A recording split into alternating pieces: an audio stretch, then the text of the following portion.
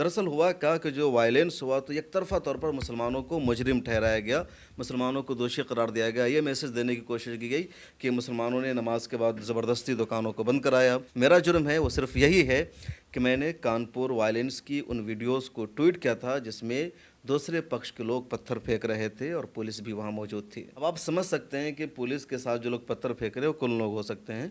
कुछ लोग भगवा कलर का गमछा भी ओढ़े हुए हैं, तो साफ दिख रहा है कि दूसरे पक्ष के लोग भी पत्थर फेंक रहे थे। देश के अगर हालात ख़राब है, नफ़रत फैली है, इस्लामोफोबिया फैला है, मुसलमानों के ख़िलाफ़ एक माहौल बना है, तो उसका 90% क्रेडिट मीडिया को जाता है। और नबी करीम सल्लल्लाहु अलैहि वसल्लम की शान में गुस्ताखी सिर्फ भारत के मुसलमानों का मसला नहीं है। सीए या एनआरसी एनपीआर का मसला है या दूसरे बहुत सारे इश्यूज़ हैं, वो भारत के मुसलमानों का इंटरनल मामला है। लेकिन नबी करीम सल्लल्लाहु अलैहि वसल्लम की शान में गुस्ताखी एक इंटरनेशनल इशू है, क्योंकि इश्क़ रसूल मुझे भी है, आपको भी इश्क़ रसूल है, और दुनिया का जो भी मुसलमान है जिस खित्ते में रहता है हर एक को रसूल से मोहब्बत है। तो कोशिश कर रहे हैं कि जिन आवाज़ को दबाया जाता है उसको हम सामने लाएँ, उठाएँ, अच्छी तरह ईमानदारी के साथ काम करते हैं। तो जब मेरे ख़िलाफ़ एफ़आईआर हुई तो अल्हम्दुलिल्लाह मुझे सब लोगों का सपोर्ट मिला और कई बड़े बड़े चेहरे सामने आए, जिसमें बैरिस्टर असदुद्दीन ओवैसी भी शामिल है। उन्होंने ट्वीट किया, तो बेहद उनका मैं शुक्रिया अदा करता हूँ। स्वागत है आपका AR न्यूज़ इंडिया पर। मैं हूं आपके साथ आकिल रज़ा। मेरे साथ मेरे ख़ास मेहमान शम्स तबरेज़ कासमी जी हैं, जो मिल्लत टाइम्स चलाते हैं। अभी हाल ही में एक मामला, एक केस इनके ऊपर दायर किया गया है और वो केस का हवाला दिया है कानपुर वाले मामले को लेकर। आपको याद होगा नुपुर शर्मा की गिरफ्तारी को लेकर प्रोटेस्ट हो रहा था जुमे की नमाज के बाद, जिसमें पत्थरबाजी हुई, कई सारे लोगों पर मामला भी दर्ज हुआ है और उसी में शम्स तबरेज़ कासमी साहब पर भी एक मुकदमा दर्ज हुआ है। क्या है पूरा मामला, इन्हीं की ज़ुबानी सुनते हैं। स्वागत है सर आपका। शुक्रिया। सर, सबसे पहले जानना चाहेंगे कि ये जो आपके ऊपर मामला दर्ज किया गया है, FIR हुई है, क्या कुछ बताया गया है, किस मामले को लेकर जो है आप पर FIR हुई है? अस्सलाम वालेकुम रहमतुल्लाह, बहुत शुक्रिया आपने मुझे मौका दिया बातचीत करने का। एफ़आईआर की जो कॉपी आई है, जो मैंने देखा है, तो उसमें जो धाराएं लगाई गई है उसमें 505, 507 और IT 66 लगाई गई है।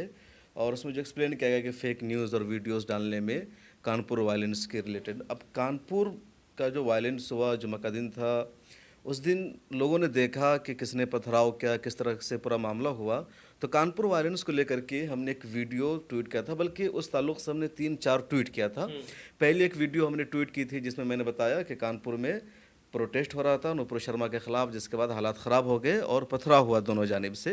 उसके बाद हमने एक और वीडियो ट्वीट किया और उसमें मैंने लिखा, क्योंकि दिखाया जा रहा था मैन स्ट्रीम मीडिया में कि मुसलमान पथराव कर रहे हैं, कुर्ता वाले, टोपी वाले, पैजामा वाले पथराव कर रहे हैं और दूसरे लोग सिर्फ पत्थर खा रहे हैं या चुपचाप खड़े हैं, क्या कर रहे हैं, उसका कुछ भी नहीं दिखाया जा रहा था। तो मैंने स्ट्रीम मीडिया के इस नैरेटिव को काउंटर करने के लिए मैंने एक वीडियो ट्वीट किया। उसमें मैंने लिखा कि इस वीडियो में एक पक्ष को साफ तौर पर देखा जा सकता है पत्थर फेंकते हुए, पुलिस भी वहाँ मौजूद है। क्या इस पक्ष के खिलाफ कार्रवाई होगी, एक्शन होगा? वो वीडियो अभी भी मौजूद है, ट्विटर पर मौजूद है।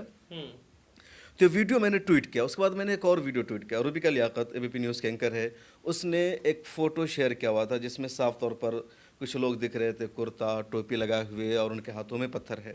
मैंने रूबिका लियाकत को टैग किया और एक और दूसरी वीडियो मैंने ट्वीट की और मैंने कहा ये वीडियो मीडिया वालों को क्यों नज़र नहीं आ रही है, जिसमें दूसरे पक्ष के लोग भी पत्थर फेंक रहे हैं, सिर्फ एक पक्ष को ही क्यों बदनाम किया जा रहा है।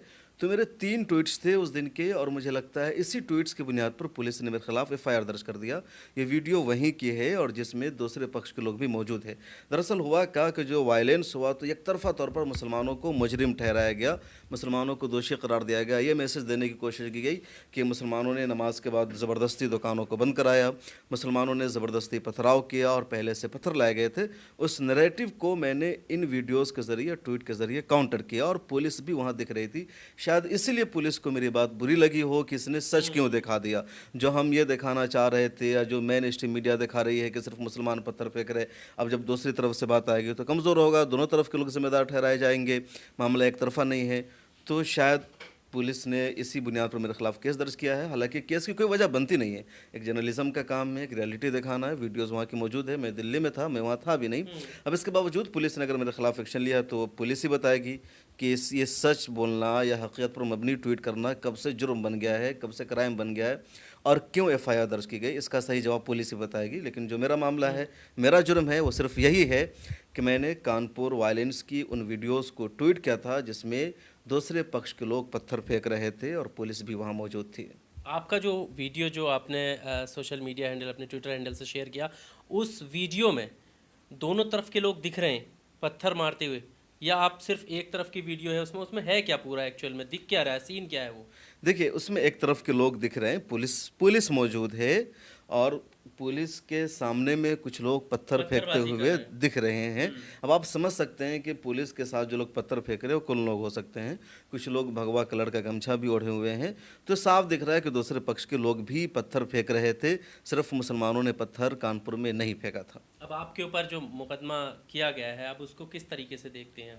जो कानूनी कार्रवाई है हम कर रहे हैं, लीगल प्रोसेस है, चूँकि मुकदमा है, एफआईआर है, तो उसको हल्के में नहीं लिया जा सकता है। पुलिस ने हमें कोशिश की है डराने की, खौफजदा करने की, लेकिन हम डरने वाले नहीं हैं, क्योंकि हमने कोई जुर्म नहीं किया है, हमने कोई क्राइम नहीं किया है, हमने हकीकत पर मबनी एक वीडियो ट्वीट किया है। तो हम अपना काम कर रहे हैं, करते रहेंगे। एक लीगल प्रोसेस है एफआईआर का, तो उसको हम अपने वकीलों से बातचीत कर रहे हैं, जो हमारे लॉयर्स हैं, जो एडवोकेट है, इस मामले को देख रहे हैं। अच्छा, क्योंकि मेन स्ट्रीम मीडिया का आपने जिक्र किया, और दरअसल जब भी ऐसे इस तरीके के मामले अलग अलग जगहों से आते हैं तो वो भी अपना जो है कवरेज दिखाते हैं, और उन पर काफ़ी आरोप भी लगते हैं कि आप एक तरफा कार्रवाई करते हैं। कई सारे ऐसे वीडियो सामने आए होंगे जिसमें देखा जा सकता है कि वो एक तरफा वीडियो दिखाकर जो है चिन्हित करते हैं, सर्किल बनाकर, एरो बनाकर। उनके बारे में आप कैसे देखते हैं? क्या सरकार उन पर क्यों कार्रवाई नहीं करती? क्या उनसे नफरत नहीं फैलती है? देश के अगर हालात ख़राब है, नफ़रत फैली है, इस्लामोफोबिया फैला है, मुसलमानों के ख़िलाफ़ एक माहौल बना है, तो उसका 90% क्रेडिट मीडिया को जाता है। लोग मीडिया को देखते हैं, ख़ास टीवी चैनल पर उनकी ख़बरों को देख रहे हों, या व्हाट्सएप पर देख रहे हों, या यूट्यूब, फेसबुक, ट्विटर, जहाँ भी देख रहे हो। तो अगर देश के हालात ख़राब है, और देश के हालात ख़राब है, देश में इस वक्त नफ़रत पाई जा रही है, देश में इस्लामोफोबिया है, ये सब लोग जानते हैं, सारे लोग इस बात से एग्री कर रहे हैं। तो इसके लिए मुकम्मल तौर पर ज़िम्मेदार मेन स्ट्रीम मीडिया है, बड़े बड़े टीवी चैनल हैं, हिंदी के अखबारात हैं, और ये सब जानते हैं। अभी अभी आपके आने से पहले मैंने ट्वीट किया। अब जी हिंदुस्तान ने एक खबर चलाई कि जुमा के बाद देवबंद में ज़बरदस्त विरोध प्रदर्शन, हालात ख़राब। अब वहाँ के एक अधिकारी ने उस ट्वीट पर कोट करके लिखा कि फेक न्यूज़ फैलाना बंद करो, यहाँ सब कुछ हालात ठीक ठाक हैं। अभी मैं आपको मतलब दिखा ही रहा हूँ जो मैंने ट्वीट किया है, या और उसका ये स्क्रीनशॉट भी वायरल हो रहा है। तो देश की जो लोग हैं ना, अब देखिए, stop spreading fake news, situation is totally normal, no incident at all in Deoband. यानी देवबंद में सब कुछ ठीक ठाक था, नॉर्मल है। उसके बावजूद जी हिंदुस्तान ने, हाँ, जी हिंदुस्तान जी ग्रुप का है, इसी का जी न्यूज़ है, इसी का जी इस्लाम है, इसी का एक पार्ट जी हिंदुस्तान है। जी हिंदुस्तान दरअसल इसने जी न्यूज़ से अलग हट करके शुरू किया था कि शायद एक अच्छी इमेज बन जाए, जो हमसे लोग दूर हो गए, लेकिन कुछ हुआ नहीं इसका। अब इसने क्या लिखा, जुमा की नमाज के बाद देवबंद में हंगामा, और इस तरह की फर्जी खबरें चलाई जा रही है। अभी सहारनपुर के हवाले से फेक न्यूज़ चलाई गई कि सहारनपुर में नमाजियों ने ज़बरदस्ती हिंदुओं की दुकानों को बंद कराया। हालांकि ऐसा मामला नहीं है, लोग सुबह से खुद ही दुकान बंद कर रहे थे। तो जो देश की मीडिया है, ये तो ताज़ा मामला है, हर मामले में लगातार जानबूझ करके मुसलमानों को टारगेट करती है, मुसलमानों के ख़िलाफ़ नफ़रत फैलाती है, मुसलमानों के मुद्दों को खोज खोज करके लाती है। टीवी चैनलों पर डिबेट कराए जाते हैं, कुछ मौलानाओं को बैठाया जाता है, कुछ पंडितों को बैठाया जाता है, और जानबूझकर मसला उनकी टीआरपी का होता है। जो लोग मैं कई शो में गया हूँ तो मैंने देखा है कि जो लोग उन टीवी चैनलों पर बैठते हैं ना, डिबेट में रहते हैं, एक बीजेपी के सपोर्ट में बोलते हैं, दूसरे बीजेपी के ख़िलाफ़ बोलते हैं। उसमें कुछ लोग पार्टी के तर्जमान होते हैं, कुछ लोग पार्टी के तर्जमान नहीं होते हैं, लेकिन उनकी भी अपनी कोई आइडियोलॉजी होती है। चुनांचे वो कोई बीजेपी को सपोर्ट कर रहा है, कोई कांग्रेस को सपोर्ट कर रहा है, कोई समाजवादी को सपोर्ट कर रहा है। तो जब ब्रेक टाइम होता है ना, तो 10 मिनट का ब्रेक टाइम होता है, एडवर्टीजमेंट चल रहा होता है टीवी चैनल पर, लेकिन यहाँ जो लोग हैं ना, ये बैठ के आपस में हंसी मजाक करते हैं, चाय भी पीते हैं।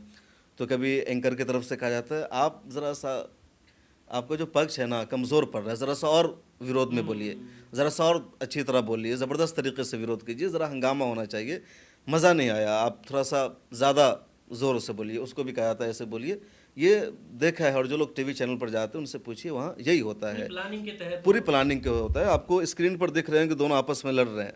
जब टीवी चैनल वाले लगा देते हैं वर्सेस, अंसार रज़ा वर्सेस अजय देवगन और फलां फलां महंत, लेकिन वहाँ पर दोनों हंस रहे होते हैं, साथ साथ चाय पीते हैं, नाश्ता करते हैं, एक ही गाड़ी में कई मरतबा दोनों टीवी चैनल के स्टूडियो से अपने अपने इलाकों में आते हैं। मतलब एक ही गाड़ी होती है टीवी चैनल की, इनको यहाँ छोड़ दिया, उनको वहाँ ड्रॉप कर दिया, ऐसा होता है, लेकिन टीवी चैनल पर दिख रहे होते हैं। अगर मीडिया वाकई चाहता है कि इन दोनों में जो झूठ बात फैलाई जा रही है, जो नफरत फैलाई जा रहा है, उसको ना देखा है तो उसको बंद कर सकता है।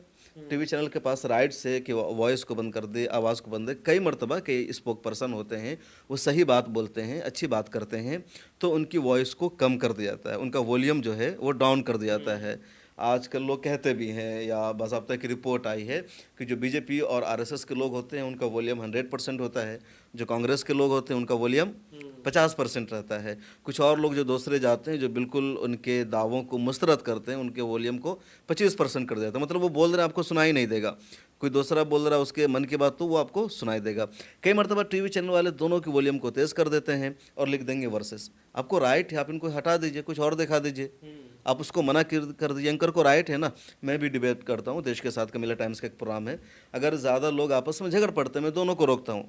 हमारे पास ऑप्शन होता है, दोनों को म्यूट करते हैं, अपनी बात रखते हैं। तो सारे ऑप्शन होते हैं, उसके बावजूद उनको दिखाते हैं, हंगामा करवाते हैं, क्योंकि उनकी टीआरपी बढ़ती है। अच्छा, लोग इसको देखना भी पसंद करते हैं, कसूर उनका नहीं है। आप एक यूट्यूब चैनल चला रहे हैं या मिलत टाइम्स है, जिसका भी जायज़ा लीजिए, जहाँ थोड़ा सा कंट्रोवर्शियल चीज़ें होती है, हंगामा, मिर्च मसाला, तो लोग उसको देखना पसंद करेंगे। आप सुलझी हुई गुफ्तगू कीजिए, अच्छी डिबेट कीजिए, तो लोग कम देखना पसंद करेंगे। लोग झगड़े को देखना ज़्यादा पसंद करते हैं, और वही उनकी टीआरपी चल रही है। तो मुझे लगता है टीवी चैनल का जो रवैया है वो दुरुस्त नहीं है, उनका वक्ती फ़ायदा है, और अगर वो बात नहीं मान रहे तो आवाम को बात माननी चाहिए। ऐसे टीवी चैनलों को देखने से गुरेज करना चाहिए। वहाँ होता है क्या, वो एक तरह से समझिए कॉमेडी शो हो गया। तो जैसे आप दूसरा कॉमेडी शो देख लीजिए। सही बात है। अच्छा, कानपुर वाले मामले को लेकर जो है पोस्टर जारी कर तस्वीरें जारी की हैं यूपी सरकार ने, और उन पर आरोप ये लग रहा है कि एक तरफा कार्रवाई हुई है। आप कैसे देखते हैं इस पूरे मामले को?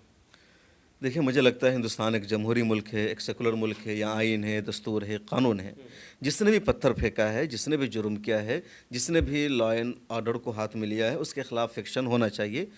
उसने जुर्म किया है तो उसके खिलाफ कार्रवाई होनी चाहिए, लेकिन जुर्म का सबूत अदालत में होगा, पुलिस नहीं कर सकती है। पुलिस की जिम्मेदारी है एफआईआर करना, पुलिस की जिम्मेदारी है फौरी तौर पर गिरफ्तार करना, इतना राइट्स है पुलिस को। लेकिन पुलिस ने गिरफ्तार कर लिया, अब आगे कोर्ट है, अदालत में यही बहस होती है कि जिस जुर्म में पुलिस ने गिरफ्तार किया है या जिस जुर्म में केस दर्ज किया गया है, जो आरोप लगाया गया है, वो सही है या नहीं है, ये तय होता है अदालत में। ये अदालत में तय होता है। तो अब अदालत अगर कह देती है कि ये दोषी है, मुजरिम है, तब अदालत अगर फैसला सुनाती है इसके घर को तोड़ा जाए, ठीक है। पर सवाल ये लेकिन है कि अदालत में जाए कौन लोग बगैर, हैं जिनको लेकर, क्योंकि सवाल यहाँ पर ये नहीं उठ रहा है कि दोषी किसको ठहराया जाए, सवाल ये उठ रहा है कि कौन लोग हैं जिन्हें चिन्हित किया जा रहा है। अब जो पोस्टर आई है उसमें आजकल कहते हैं कि आप कपड़ों से पहचान सकते हैं कौन है दंगाई। अब जो पोस्टर जारी किया गया है उसमें ऑलमोस्ट सारे के सारे मुसलमान हैं, जो खबरें वहाँ से सारे मुसलमान हैं। यानी लोग कह भी रहे हैं या रियलिटी भी यही है कि वन तरफा एक साइडेड कार्रवाई हो रही है। अच्छा, जो क्योंकि वीडियो भी ऐसे हैं जहाँ पर मतलब वीडियो, उन वीडियोस को छुपा दिया गया जिस वीडियो में दूसरे पक्ष के लोग पत्थर मार रहे थे, जिस वीडियो में मुसलमान पत्थर मारते हुए दिख रहे, सिर्फ उन वीडियो को चलाया गया। टीवी चैनलों ने तो उस वीडियो को दिखाया नहीं, कोर्ट में ही लोग सबूत पेश करते हैं। अब जब एक तरफ की वीडियो दिखाई जाएगी, दूसरी तरफ को छुपा दिया जाएगा। सीसीटीवी के जो फुटेज जो भी उनके हाथ में होते हैं, वो एक सेटिंग होती है कि सीसीटीवी से किस तरह के फुटेज को बाहर निकालना है, किस तरह के फुटेज को बाहर नहीं निकालना है, किन किन फ़ोटोज़ को मीडिया को देना है, न्यूज़ एजेंसियों को देना है, न्यूज़ एजेंसियों को नहीं देना है। तो पर एक सिस्टम होता है, उनका तरीका होता है। अब जो वीडियो मीडिया को आई है और जो उसमें वही दिख रहा है कि सिर्फ मुसलमान पत्थर चला रहे हैं, तो मुसलमानों के खिलाफ कार्रवाई होगी, क्योंकि वहाँ पर मुजरिम मुसलमान करार दिए गए हैं। लेकिन बात अहम यह है कि अगर मुसलमान भी मुजरिम हैं तो ये मुजरिम उनका होना साबित होगा कोर्ट में। प्रशासन ये साबित नहीं कर सकती कि आप मुजरिम है, या प्रशासन पुलिस इंतज़ामिया जा कर के किसी के घर पर बुलडोज़र चला दे या किसी के मुजरिम होने का ऐलान कर दे, ये साबित होगा कोर्ट में। अच्छा, इस पूरे विवाद को लेकर जो बाहरी देशों से जो प्रतिक्रियाएं आई हैं, खासकर मुस्लिम देशों से, खाड़ी के जो देश हैं, उन्होंने आवाज़ बुलंद की, जवाब भी तलब किया ऐसा क्यों हो रहा है, और जवाब भी दिया गया, फ्रिंज एलिमेंट कहा गया सरकार की तरफ से। लेकिन क्या देखते हैं, क्योंकि बहुत सारे लोगों का मानना है कि देश की छवि जो है वो ख़राब हुई है, और क्या पहले ये कार्रवाई नहीं हो सकती थी, जो मुस्लिमों का भी दिल जीता जा सकता था, जो कार्रवाई करने की मांग लगातार कर रहे थे, लेकिन नहीं हुई। लेकिन जब तक नहीं हुई तब तक खाड़ी के देश बोले। तो आप इस पूरे मामले को कैसे देखते हैं? क्या वाकई देश की छवि जो है बहुत खराब? देखिए, देश की छवि तो ख़राब हुई ना। हिंदुस्तान की अभी एक अच्छी छवि थी कि हिंदुस्तान एक सेकुलर मुल्क है, जमहूरी मुल्क है, यहाँ तमाम मज़ाहिब का एहतराम किया जाता है। अच्छा, हर मुल्क में कुछ लोग ऐसे होते हैं शरपसंद अनासिर जो किसी के मज़हब को ठेस पहुंचाते हैं हर तरफ से। मुसलमान भी हिंदुओं के जज्बात को मजरूह करते हैं, हिंदू भी करते हैं, ईसाई भी करते हैं, मुसलमान ईसाई होता है। लेकिन ये मामला इतना अहम इसलिए है क्योंकि जिसने मुसलमानों के जज्बात को मजरूह किया या जिसने नबी करीम सल्लल्लाहु अलैहि वसल्लम की शान में गुस्ताखी की, वो कोई आम आदमी नहीं है, वो कोई आम शहरी नहीं है, बल्कि एक ज़िम्मेदार पर्सन है। उस पार्टी की वो नेशनल स्पोक पर्सन है जिसकी भारत में हुकूमत है। और जिस पार्टी की किसी मुल्क में हुकूमत होती है, उस पार्टी की तर्जमान एक तरह से हुकूमत की तर्जमान समझी जाती है। तो इसलिए माना गया है कि हुकूमत में शरीक लोगों ने ये हरकत की है, नबी करीम सल्लल्लाहु अलैहि वसल्लम की शान में गुस्ताखी की है। और नबी करीम सल्लल्लाहु अलैहि वसल्लम की शान में गुस्ताखी सिर्फ भारत के मुसलमानों का मसला नहीं है। सीए या एनआरसी एनपीआर का मसला है या दूसरे बहुत सारे इश्यूज़ हैं, वो भारत के मुसलमानों का इंटरनल मामला है।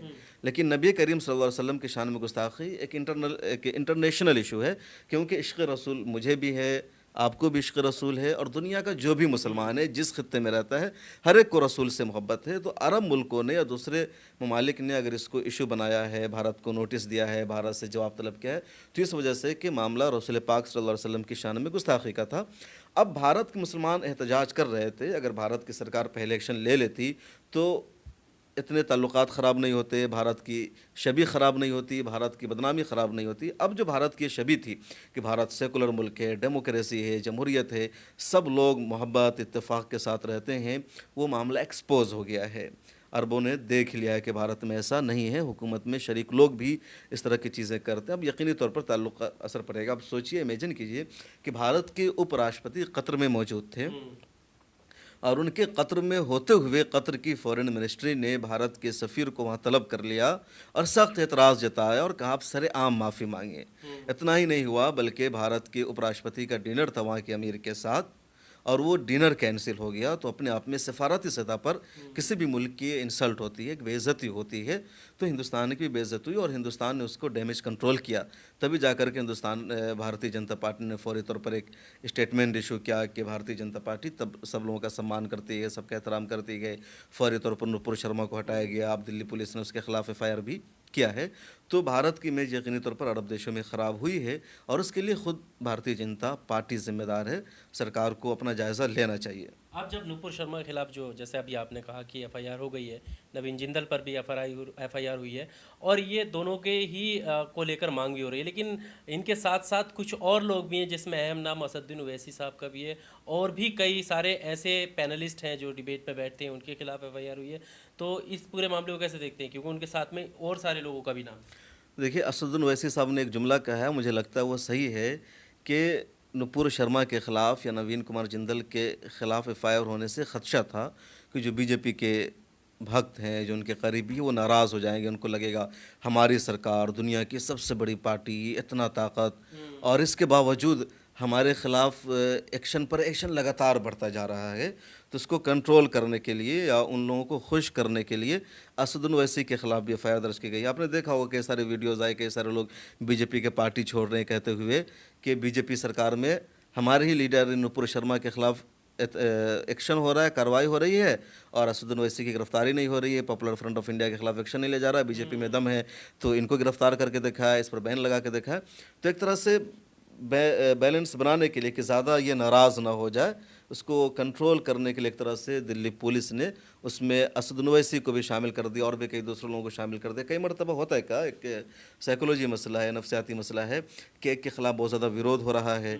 अब उनको लगता है पूरी कम्युनिटी है, अगर एक्शन ले लेंगे तो मामला ख़राब हो जाएगा या कुछ और हो जाएगा, या नैरेटिव को चेंज करना है, बैलेंस बनाना है और नैरेटिव चेंज करना है ना। अब सीधे नुपुर शर्मा के खिलाफ एक्शन लिया जाएगा, FIR होगी, गिरफ्तारी होगी, तो मैसेज जाएगा कि इतनी बड़ी सत्ता ताकत होने के बावजूद भी नुपुर शर्मा के खिलाफ गिरफ्तारी हो गई, इसका मतलब BJP के पास कोई ताकत नहीं है, BJP के साथ रहना मुश्किल है, BJP अपने लोगों को भी नहीं बचा सकती है। BJP इतने बड़े स्पोक पर्सन को भी BJP ऐसी आवाज़ उठ रही थी कि BJP ने अपनी पार्टी को तना छोड़ दिया, अरबों के सामने BJP झुक गए, सुब्रमण्यम स्वामी जैसे लोग कह रहे थे। तो इस मामले को, इस पूरे मंजर को सामने रखते हुए दिल्ली पुलिस ने सोचा कि ऐसा करते हैं कि इल्ज़ाम लगाते हैं इश्ताल अंगेज़ी का, भड़काऊ भाषण देने का, और इसमें सब कुछ शामिल कर देते हैं कि भड़काऊ भाषण देने में नुपुर शर्मा भी शामिल है और ओवैसी भी शामिल है, सबा नकवी भी शामिल है, शादाब चौहान भी शामिल है, सबको एक साथ मिला देते हैं। तो दिल्ली पुलिस ने एक तरह से बैलेंस करने की कोशिश की और वैसे ने जो कहा कि हिंदुओं को खुश करने के लिए दिल्ली पुलिस ने मेरे खिलाफ एक्शन लिया है। एक आखिरी सवाल, असदुद्दीन ओवैसी साहब ने आपको लेकर भी एक ट्वीट किया है, जब आप पर एफआईआर हुई है उसको लेकर, तो कैसे देखते हैं उनके इस ट्वीट को आपके लिए जो किया है? मुझे उनका शुक्रिया अदा करना चाहिए और उन तमाम लोगों का जो मुझे सपोर्ट कर रहे हैं। दरअसल मेरे खिलाफ एफआईआर हुई, ये पहली एफआईआर है और हम लोग अभी कोई बड़े एक्सपर्ट, माहिर, तजर्बाकार जर्नलिस्ट भी नहीं है। कोशिश कर रहे हैं कि जिन आवाज़ को दबाया जाता है उसको हम सामने लाएं, उठाएं, अच्छी तरह ईमानदारी के साथ काम करते हैं। तो जब मेरे खिलाफ एफआईआर हुई तो अल्हम्दुलिल्लाह मुझे सब लोगों का सपोर्ट मिला और कई बड़े बड़े चेहरे सामने आए, जिसमें बैरिस्टर असदुद्दीन ओवैसी भी शामिल है। उन्होंने ट्वीट किया तो बेहद उनका मैं शुक्रिया अदा करता हूँ कि उन्होंने मुझे सपोर्ट किया, ट्वीट किया, उनकी वजह से हौसला मिला। फिर अल जज़ीरा ने अपनी खबर चलाई और भी कई सारे बड़े बड़े मीडिया हाउसेज ने सपोर्ट किया, सब लोगों से सपोर्ट आया। तो एक मुझे लगता है कि इन सब लोगों की एक मोहब्बत है या मेरा जो काम है, मेरा जो ट्रस्ट है उन पर, उसको उन्होंने किया है। क्योंकि हम काम कर रहे हैं मिलर टाइम्स के ज़रिए, तो उन्होंने देखा कि एक सही काम हो रहा है, ईमानदारी के साथ एक मीडिया की आवाज़ है। आज के दौर में जो अल्टरनेटिव मीडिया है उनकी ऐसे भी अहमियत है, क्योंकि जो जो मेन स्ट्रीम मीडिया है वहाँ सही खबरों को या सही मुद्दों को नहीं उठाया जाता है। तो इस बुनियाद पर उन्हें लगा कि ऐसे मुश्किल वक्त में तनहा नहीं छोड़ना चाहिए। तो एक ज़िम्मेदार पर्सन होने के नाते उन्होंने मुझे सपोर्ट किया, मेरे लिए ट्वीट किया, जो उन्होंने अपना एक अहम फ़र्ज़ निभाया है और मुझे उनका शुक्रिया अदा करना चाहिए। और हर ऐसे मामले पर जब भी किसी पर जुल्म होता है तो आवाज़ उठाते हैं। ये मेरे साथ भी एक अन्याय और जुल्म है और इसमें उन्होंने इंसाफ के लिए आवाज़ उठाई है। चलिए, बहुत शुक्रिया हमारे साथ बात करने के लिए। तो ये शम्स तबरेज़ कासमी थे, मिलत टाइम्स चलाते हैं, तमाम अहम मुद्दों पर बेबाकी से न्यूज़ दिखाते हैं, ख़बरें दिखाते हैं, और वो ख़बरें जो सिर्फ नाम की नहीं बल्कि वो सच्चाई आप तक लाते रहते हैं। इस वीडियो में सिर्फ इतना ही। इसी तरह की तमाम वीडियोज़ और इंटरव्यूज़ के लिए आप हमारे चैनल को सब्सक्राइब कीजिए। बहुत शुक्रिया।